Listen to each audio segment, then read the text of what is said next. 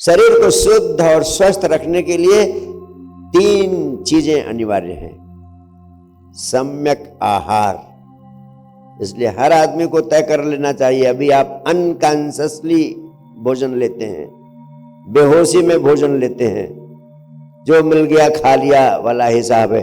कोई होश पूर्वक नहीं निर्धारित करता कि मेरे शरीर की क्या आवश्यकता है, कितनी आवश्यकता है, क्या लेना चाहिए, क्या नहीं लेना चाहिए। जो चीजें आपके शरीर में बीमारी पैदा करती हैं, जो चीजें आपके शरीर में तरह तरह के विकार पैदा करते हैं, आप उन्हें खाते रहते हैं, आपको होश ही नहीं, आपको पता ही नहीं।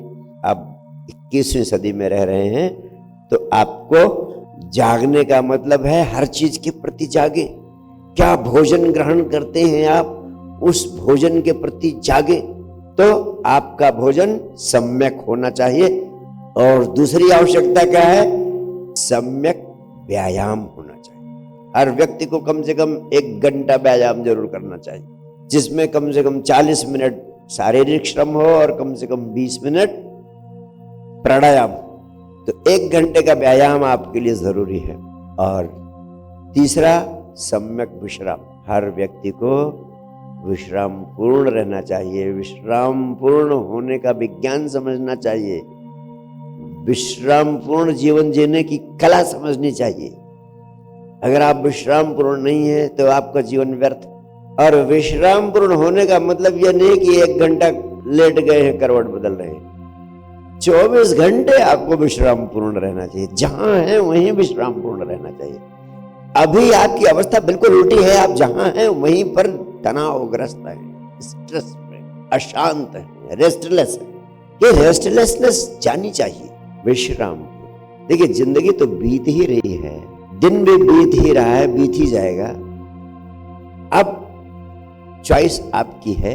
अब से लेकर शाम तक विश्राम पूर्ण ढंग से जीते हैं या तनावपूर्ण ढंग से जीते हैं। सब कुछ जैसे है वैसे होता रहे, इसके बावजूद भी आप विश्राम पूर्ण हो सकते हैं। किसी अन्य चीज की आवश्यकता नहीं। कभी ऐसा मत सोचो कि ये काम हो जाए, ये चीज ऐसी हो जाए, वो चीज वैसी हो जाए, तब हम विश्राम पूर्ण होंगे। That is the greatest nonsense. कल का दिन बीत गया, परसों का दिन बीत गया और हमेशा आप तनाव में थे। अब आज का दिन है, आप यहां बैठे हैं, यहां विश्राम पूर्ण हो जाए। जब भोजन करने बैठे तब भी विश्राम पूर्ण अवस्था में भोजन ले। गाड़ी में बैठेंगे, कार में बैठेंगे, ट्रेन में बैठेंगे, जहां है वहां विश्राम पूर्ण हो जाए। उस क्षण में होकर उस क्षण का आनंद लें। Relax in the moment you are.